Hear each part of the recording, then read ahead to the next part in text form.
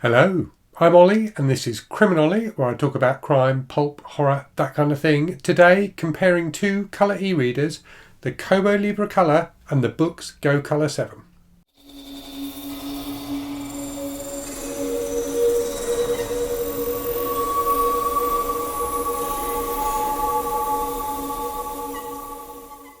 So these two devices both came out very recently. You'll find reviews of both of them on the channel if you want more information about them.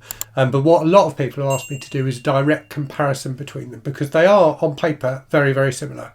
They look similar, so they've both got this kind of asymmetrical design with buttons at the side. They've both got 7-inch colour screens and they're both fantastic for reading on. So what I'm going to do in this video is talk about those similarities, talk about the differences, and talk about what I think will be the right device for you. Before I start, I should say that I am an affiliate for Boox, so they sent me that Boox Go Color 7 device to review, and you'll also find in the description to this video affiliate links to the Boox website where you can buy the device.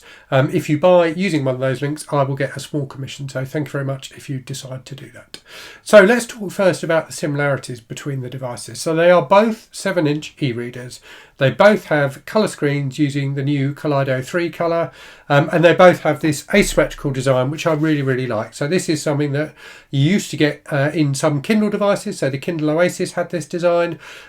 Kindle no longer have a device that has this, but I think it's fantastic for reading. You can use the buttons to turn the pages, and it's very comfortable to hold both of the devices in one hand and read comfortably. So I think it's a fantastic device for e-readers, and I'm surprised that Amazon have moved away from it. So those really are, that physical similarity is the main similarity between these devices. They look very similar. They both got the colour screens. They both got a similar design. But aside from that, they are very, very different. And I think the question of which is the right device for you will depend on what you want to use it for. So let's talk about those differences. So the two main advantages that the Kobo has are firstly that it's waterproof, so it can be immersed in water, whereas the Boox just describes itself as splash proof. So if you're going to be reading in the bath or you want to take it on holiday and read in the pool, then you might want to get the Kobo over the Boox. The other advantage is that it supports pen input. So you can buy separately a stylus for it. It's not cheap though. It's £70 here in the UK. I think it's a similar kind of dollar price in the US. So it is expensive, but it works fantastically well. The implementation of like handwriting in books to take notes and things like that Kobo have got with the Kobo Libra Color is, I think, far in advance of anything that Amazon has done with the Kindle Scribe. So those are the main advantages of the Kobo. So the Boox has one real advantage over the Kobo, but it is a big advantage, and that is you can install apps on it. So it is running Android 12, and you can install pretty much any Android app that you want. It comes with the Google Play Store pre-installed, so it's really easy to install apps. So you can install, for example, the Kindle app on here. If you've got Kindle books you want to read, you can install the Kobo app and read your Kobo books. You can install the Libby app and read library books. You can install Audible. You can install YouTube. You can install any app that you want. So it's a fantastically versatile device. If all you want to do is read Kobo books, then the Kobo will do that for you. If you want to read Kobo books and do a few other things as well, then the Boox will do all those things for you. Two other differences that will probably be slightly less important for most people but are worth talking about is, so the first one is storage. So the Kobo has 32 gigabytes of storage. The Boox, on the other hand, has 64 gigabytes of storage, and you can insert a micro SD card in it as well. So you can expand that storage massively.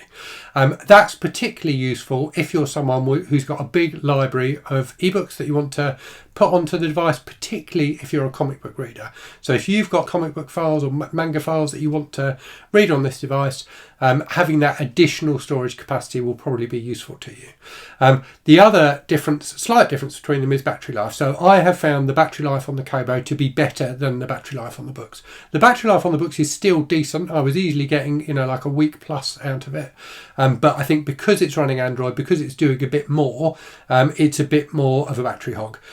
So if you're someone who really prizes battery life and you don't need the extra flexibility that being able to install apps gives you, then the Kobo might well be the right device for you. The other slight difference that's worth talking about is that the Boox is slightly smaller than the Kobo. So the screens are the same size, but as you can see, physically it's slightly smaller. I would say though that the Kobo feels slightly more refined. So the buttons have a kind of a slightly nicer feel to them than on the Boox, and the device overall feels better made.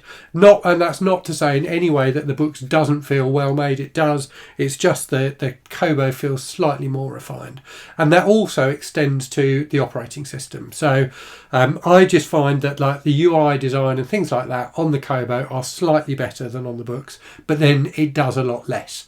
So I think Kobo have put more of their kind of software engineering efforts into making sure that the device can run the Google Play Store, can run different apps and things like that, whereas Kobo have focused really on getting that UI design as slick and usable as possible. But for everyday reading, there's very little to choose between them. The screens on both are very similar. It's worth saying that these devices that have these colour screens, the kind of background colour of the screen, if you like, is slightly grayer than it is on a traditional black and white e-reader. But it's not a problem at all. I still find the screens absolutely fine to read on. And both of them are a pleasure to read on. So Neo Reader, the inbuilt reading app on the Boox, is really simple to use, really simple to like navigate your library. It also can sync in the cloud with other Boox devices. So if you've got other Boox devices, you can sync your reading progress between them in the same way that you can if you've got a Kobo and other Kobo devices. So that works well. And the page turn buttons on both devices are, a joy to use. They work really, really well. So the reading experience on both, I would say, is pretty much equal.